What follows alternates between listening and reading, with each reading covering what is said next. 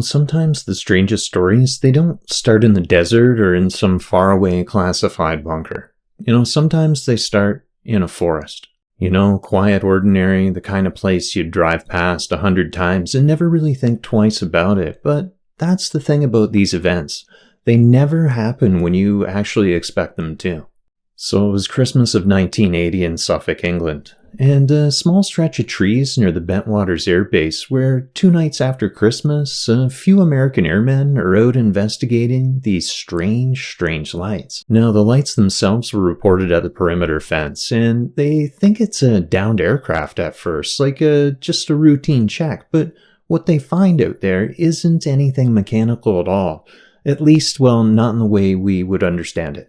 So then one of the men, Jim Peniston, he later said he could see a triangular craft resting between the trees, maybe 10 feet across and glowing with a soft white light. Now, he did describe some really strange symbols along its surface, like he explained them as hieroglyphs, but geometric, clean, glowing faintly as if they were cut into the air itself. So it gets even weirder. So he reached out and actually touched this craft, and he said the air felt like charged, like there was static in it. So it's real easy to write this off, but he wasn't alone. Others, they saw it too.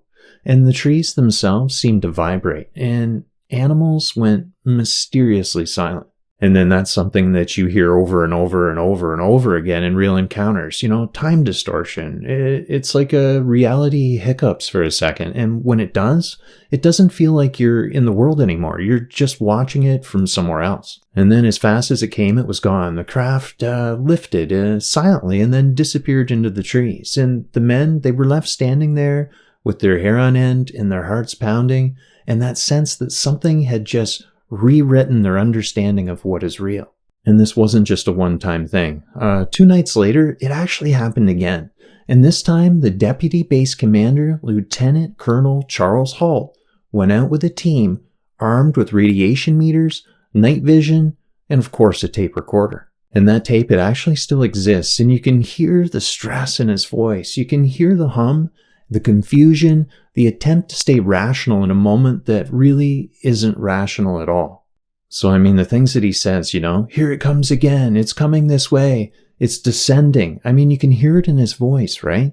Strange lights are moving through the trees, red, blue, white, and it looks like it's dripping something metallic. And then he says almost under his breath, now it's moving through the forest like it's playing with us.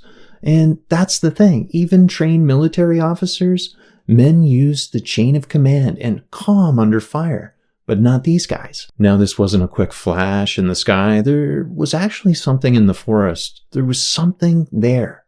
Now, you might think, okay, yeah, probably a lighthouse or flares or even an aircraft lights bouncing through fog. And that's exactly what the skeptics said. But here's the real strange part. The local lighthouse was in the opposite direction. And when British Military of Defense actually investigated, they logged the radiation readings, the witness statements, and then, like they always do, quietly filed it under no threat to national security. Which is their way of saying, we have no idea what this is, and we don't want to talk about it. But the story, it actually doesn't end there, because years later, Peniston revealed something else.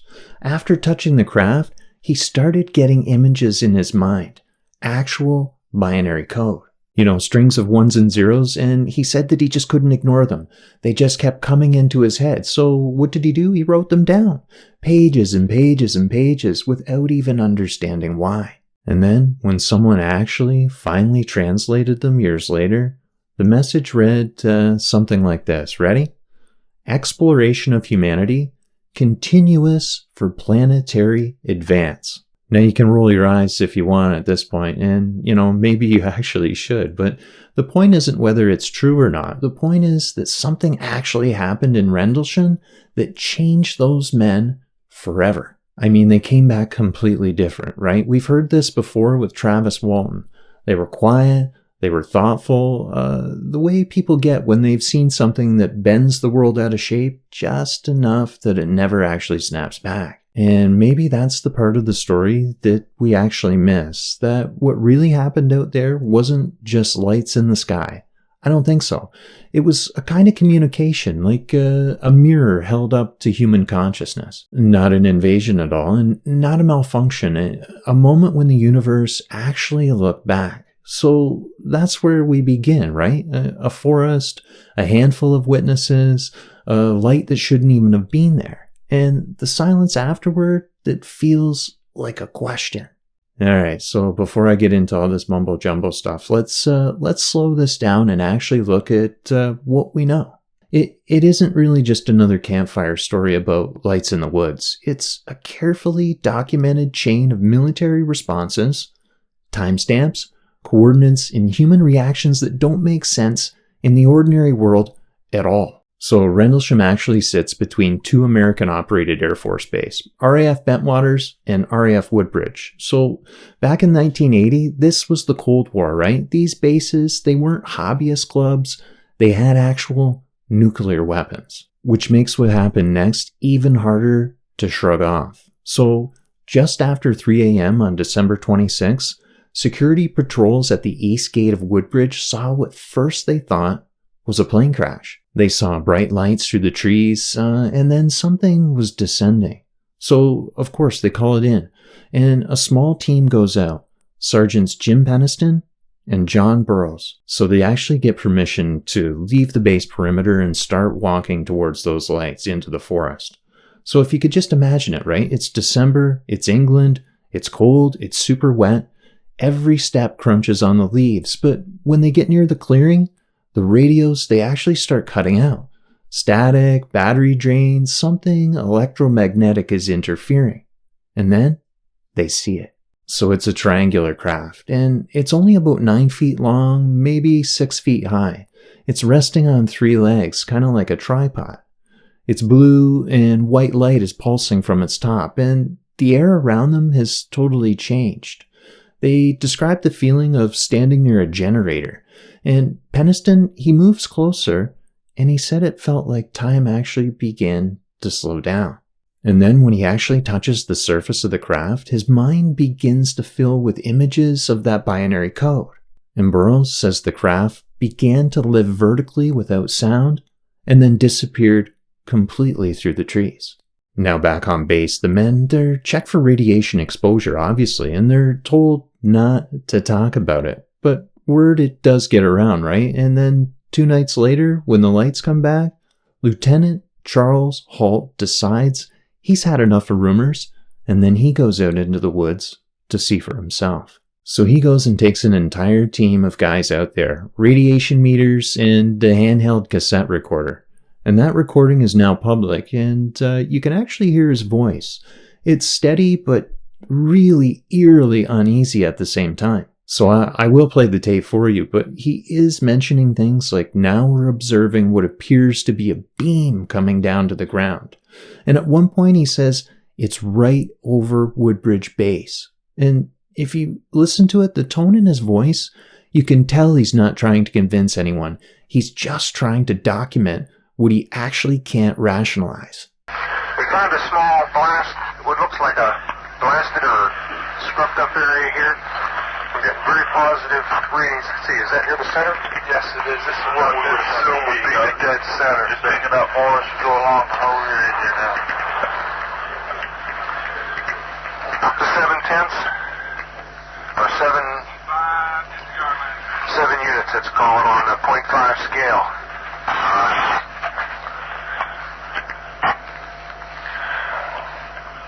Okay, why don't we do this? Why don't we make a sweep? Here, I've got my gloves on now. Let's make a sweep out around the whole area, about 10 foot out, make a perimeter run around it, starting right back here at the corner, back at the same first corner where we came in. Let's go right back here. Don't let it depend upon you counting the clicks. Right. Okay, let's start it. As they get louder. Then I can put the light on it and sweep around it. Yeah. Each one of these trees that face into the blast, what we assume is a landing site, all have an abrasion facing in the same direction towards the center. The same. Can't see anything. Let's go this way around the circle here. Turn it back down here. Picking up some of your collection. I can see that. Well, that's kind of funny. You're right about the abrasion. I've never seen a tree that's, never seen a pine tree that's been damaged react that fast. I got a bottle to put that in. Yeah, you got a sample bottle? Yes, sir. Go ahead. For the soil. Put the soil somewhere there. Yeah, here, sit this on the ground. You'll notice they're all the same. Okay, from now on, let's identify that as point number 1. That stake there. So you all know where it is. We have to sketch it. You got that, Sergeant Nevels? Yes, sir. Okay. Closest to the wood bridge base. Be point 1. Be point 1. And let's go clockwise from there. Point 2. Point 2? So this tree is between point 2 and point 3. That 2 other personnel requesting to find them over at your location. Tell them negative at this time. We'll tell them when they can come out here. We don't want them out here right now. Okay, the sample, you're going to mark this sample number 1. Yes, sir. Have them cut it off and include some of that sap and all. Is between indentation 2 and 3 on a pine tree about 5 feet away, about 3.5 feet off the ground.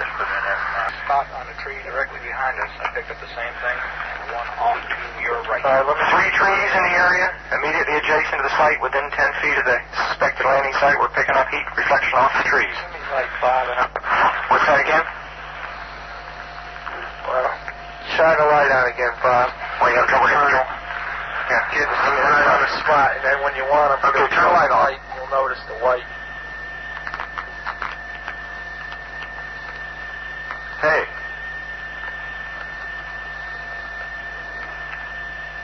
You're right. There's a white streak on the tree. Indicates, Let me turn around and look at this tree over here now.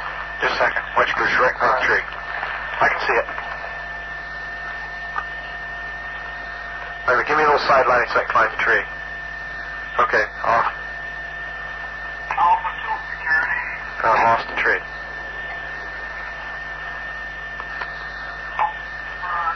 Okay, stop. Light on.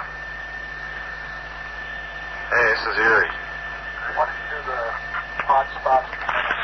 This is strange. Here, somebody want to look at the spots in the ground?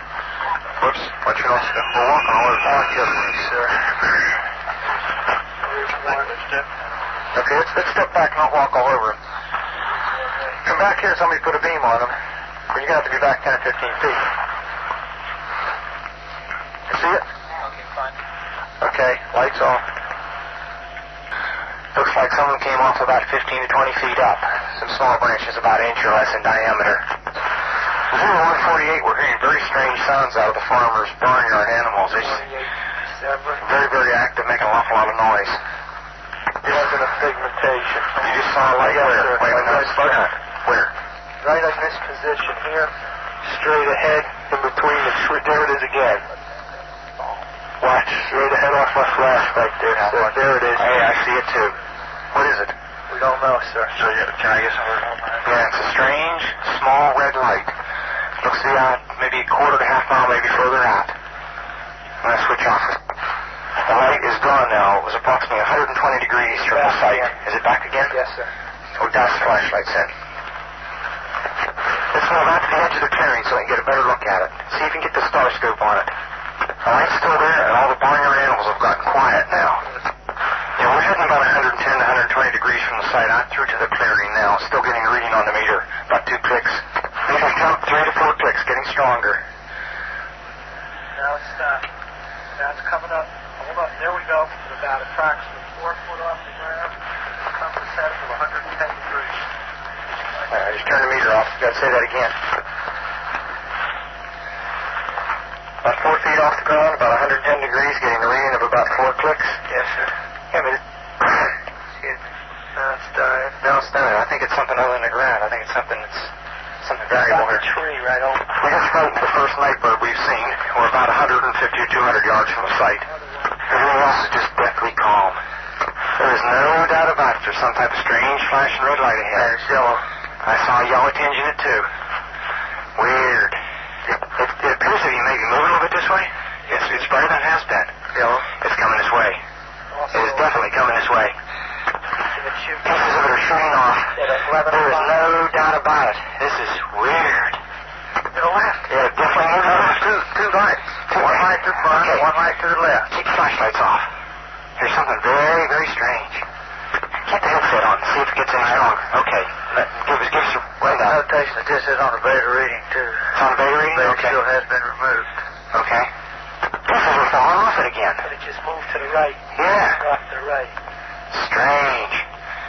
Oh, we got one again left. Let's approach to the edge of the woods up there. Can you undo without lights? Let's do it carefully. Come on. Okay, we're looking at the thing. We're probably about 200 to 300 yards away. It looks like an eye winking at you. It's still moving from side to side. And when you put the star scope on it, it sort of has a hollow center, a dark center. It's like the pupil of an eye looking at you and winking. And the flash is so bright to the star scope that it almost burns your eye. We passed the farmer's house and across in the next field. Now we have multiple sightings of up to 5 lights with a similar shape and all, but they seem to be steady now rather than a pulsating or glow with a red flash. We just crossed the creek, and we're getting what kind of readings now? Getting 3 good clicks on the meter, and we're seeing strange lights in the sky. 244, we're at the far side of the second farmer's field, and made sighting again about 110 degrees. This looks like it's clear out to the coast. It's right on the horizon. Moves about a bit and flashes from time to time. Still steady or red in color. Also, after negative readings in the center of the field, we're picking up slight readings, 4 or 5 clicks now on the meter. 305, we see strange strobe-like flashes to the rather sporadic, but there's definitely something, some kind of phenomenon. 305, at about 10 degrees horizon directly north, we've got 2 strange objects, half-moon shape, dancing about with colored lights on them.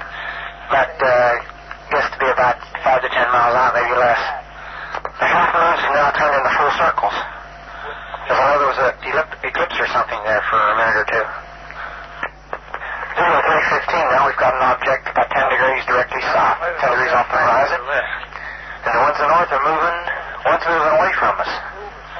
It's moving out fast. This one on the right's heading away, too. Yeah, we're both heading north. Okay, here he comes from the south. He's coming toward us now. Now we're observing what appears to be a beam coming down to the ground. This is unreal. 330, and the objects are still in the sky, although the one to the south looks like it's losing a little bit of altitude. We're turning around and heading back toward the base. The object to the south is still beaming down lights to the ground. 0400 hours, one object still hovering over Woodbridge Base at about 5 to 10 degrees off the horizon, still moving erratic and similar lights and beaming down this area. And then when they reach the landing site, for the first night they find 3 indentations on the ground. They look like tripod marks, right? Each exactly the same distance apart. And the trees, the ones facing the clearing, they're scorched, and the radiation levels are significantly above background levels. Now all of that is in the Ministry of Defense documents, and those are facts on paper, and they're not just UFO BS blogs. So later, Holt files his famous memo to the MOD titled Unexplained Lights, and it reads something between a police report and kind of like a confession. He actually lists 3 times, directions, and radiation readings, and then he adds one line that still gives me chills to this day. Beams of light from the object were falling near our feet. Man, beams of light in a nuclear weapons base, and that's not a lighthouse, guys, at all. Now, the British government, they eventually closed the case, labeling it no threat to national security. But when that file was declassified years later, it was super clear that internally, they were super rattled. Now, the radiation data was extremely real, and the witnesses, they were credible. Even good old Nick Pope, who ran the MOD's UFO desk in the 90s, had said publicly that Rendlesham was a genuine mystery. And then there's the weird Peniston binary code, and he does claim it wasn't random, and he wrote actually 16 pages of ones and zeros that came to him in like this super flood of the mind after the incident. So then a computer analyst, they decoded it, decades later, mind you, but it spelled out phrases like exploration of humanity, origin year 8100. And not only that, it listed coordinates for ancient sites around the world, Sedona, Nazca, the pyramids, and even the Temple of Apollo. It was almost like a map for something we don't understand quite yet. Now, you can take it literally or you can take it metaphorically, but what sticks with me is the pattern, and I love patterns.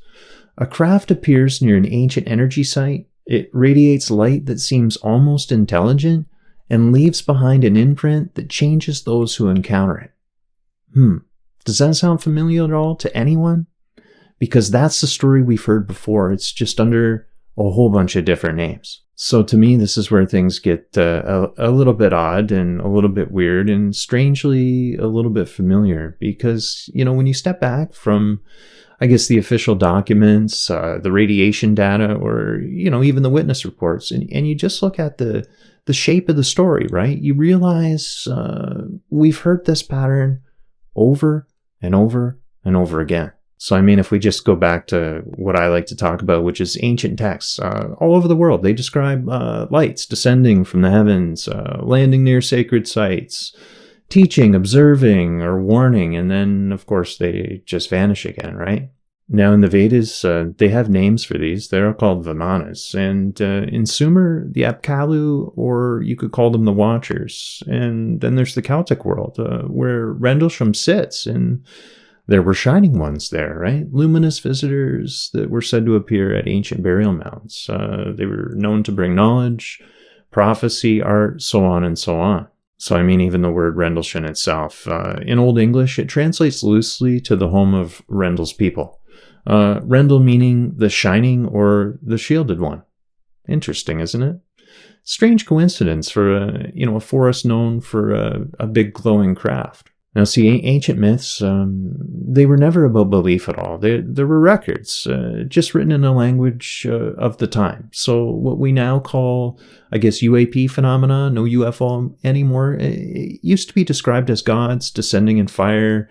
You had wheels of light with Ezekiel, chariots of thunder even. And it's as if these stories have been repeating, adapting to the language of each era over and over. If you look at Bronze Age people, they saw divine chariots. Medieval people saw angels. And modern people, well, we see technology. But the contact, that pattern of light meeting consciousness, I don't think it's changed at all. Now, what I find especially interesting is where these events happen. So Rendlesham Forest sits on an ancient energy line. They're called ley lines. And they connect old Neolithic and Druidic sites. So just a few miles away is Sutton Hoo, the famous Anglo-Saxon burial ground where an entire ship was buried to guide the soul into the next world. So to me, it's as if a patch of land has always been a threshold between the physical and whatever we want to call beyond, right? So maybe that's why the craft appeared there, or maybe it's just easier to see things like that in places already charged with, I guess, a human myth. And then that brings us, I guess, to a deeper thought. What if these lights, call them intelligences, what if they don't travel through space the way that we normally think, right? What if they travel through meaning, through consciousness, through symbology, through really whatever field connects mind to matter? Because, every time humans build monuments or temples or, even runaway beliefs, something seems to land on them, like literally. And maybe it's not about machines at all, but maybe it's about mirrors. And then that's why I don't see the Rendlesham story as a UFO incident per se. It's more like a reminder that the boundary between myth and reality is a lot thinner than we actually think. The same story that lived in the Rig Veda, even the Book of Enoch and the Celtic sagas showed up again in the Cold War forests surrounded by nuclear warheads. Do you not find that a bit weird? Different age, same script, and the script always ends in the exact same way. With silence, with confusion, and the feeling that someone, or something, is watching. And I don't think it's with malice, but with definite intent. I guess almost like gardeners checking on a seed they planted a very, very long time ago. So, I mean, when I look at the Rendlesham Forest now, more than 40 years later, what stands out isn't the lights or the radiation or even the military reports, although they are compelling. Because whatever that thing was, it changed the men who saw it. And I don't mean this in a Hollywood sense of abducted and probed, but in, I guess, like a quieter, lifelong way that comes from touching something you're not supposed to touch. It's like their worldview cracked just enough for a little bit of light to leak in. And then that in itself makes me wonder, maybe that's the whole point of contact altogether, not to hand us blueprints or threaten some kind of invasion, but to expand our actual perception, right? To remind us that consciousness isn't a closed circuit. It's a field. And then sometimes when that field brushes against another intelligence, say us, reality ripples. So maybe the visitors aren't travelers in metal ships at all, or whatever the hell they're made out of. Maybe they're travelers in frequency, beings of pattern, light, and even information, interacting with us in a way, I guess, a musician hits a tuning fork and kind of listens for resonance. And I think if that's true, then the binary code Peniston saw wasn't really a message, right? It was a mirror, a reflection of human potential written in the only language both sides understand. And that, my friend, is data. I mean, if you actually think about it, we're a species obsessed with communication, radio, fiber optics, quantum entanglement. And yet, when it comes to meaning, we're still children drawing pictures on the walls of a cave, per se. I guess, so maybe when we reached a certain threshold, like nuclear weapons, AI, network consciousness, something began to look back, right? And I don't mean to stop us, and not even to save us, just to acknowledge you've reached the next level. And are you actually awake enough yet? I mean, to me, the really strangest part of this story is that it fits perfectly into the oldest spiritual frameworks on Earth. I mean, the Gnostics talked about archons of light who adjust the flow of worlds. And of course, the Hindus, which I'm a big part of, spoke of the Devas descending when Dharma begins to fall or falter. And then the Celts, well, they had their own luminous teachers who arrived in glowing craft, and later they retreated into the hills. So, I mean, it's just different names, right? But it's the same motif. The Watchers, the Guides, whoever they are, the reminder that intelligence doesn't end with us. So, when I picture those airmen standing in that cold English forest, their eyes wide, radios crackling, hearts pounding, I don't see a UFO encounter, guys. I see a myth being born in real time. A continuation, right, of an ancient dialogue between creation and creator, and between consciousness and, well, whatever dreamed us into being. And maybe that's the actual truth behind it all. We keep searching the sky for proof of life out there. Well, the real mystery has always been what's in here. Because if they can manipulate time, perception, or consciousness, maybe they're not visiting us from space. Maybe they're visiting us from the place we haven't yet reached. And that place is actually within ourselves. So, I mean, Rendlesham wasn't a glitch in the system. It was a signal to me anyway, a knock on the inside of the glass, per se. A reminder that the universe is aware. And it is responsive. And it's far more alive than we actually dare to believe. So, I mean, the question isn't what landed in the forest. The question is what woke up inside those men when it did.